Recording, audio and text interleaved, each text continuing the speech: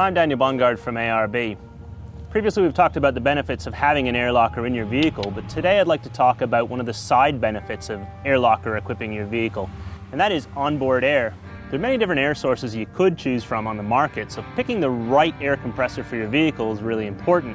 Typically you want something that's going to cope with the harsh environment that you want to take the vehicle through itself. Compressors like this one are mounted outside of the vehicle, and so therefore they're going to cop the water, the rain, the dust, the gravel, and everything else that the vehicle itself is getting subjected to on a daily basis. Well, therefore, a well-designed air compressor is going to need to be highly water resistant, if not submersible. It's also got to be shock resistant, because it's going to be taking a lot of road shock as the vehicle travels over corrugations.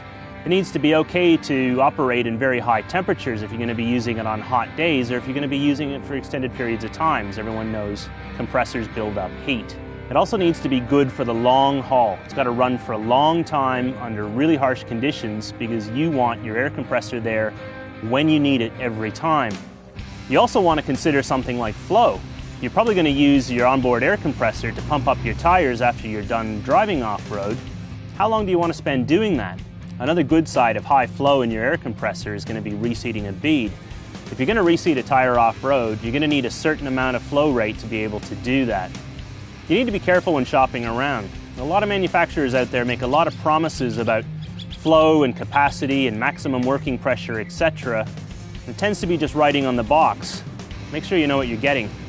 You also want to make sure you purchase your air compressor from a reputable manufacturer, one that's going to be able to supply you replacement parts should anything go wrong. The best way to do that, obviously, is make sure you buy a compressor that was made in Australia. Another thing to keep in mind when you're shopping for flow is the size. Today's cars don't come with a lot of space under the bonnet. The more flow your compressor puts out, typically the bigger it gets. You want one that's got a lot of flow in the smallest size unit possible to make it easy to mount. You also want a very flexible mounting system, so that the compressor will bolt in on different angles and small spaces and generally configure around the way you need it to get it into a tight spot under the bonnet.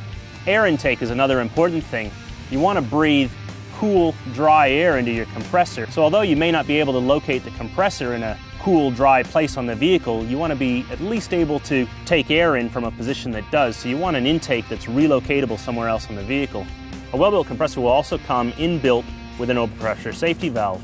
Whether it's from buildup of pressure due to high temperatures or an electrical fault that causes the compressor to run on, you don't want the compressor to be damaged from overpressure. An overpressure safety valve built in will ensure that this doesn't happen, and any pressure over safe limit will just be bled off. Always remember, having good equipment is the best way to ensure that your four-wheel drive experience is going to be the very best it can be. I'm Daniel Bongard from ARB.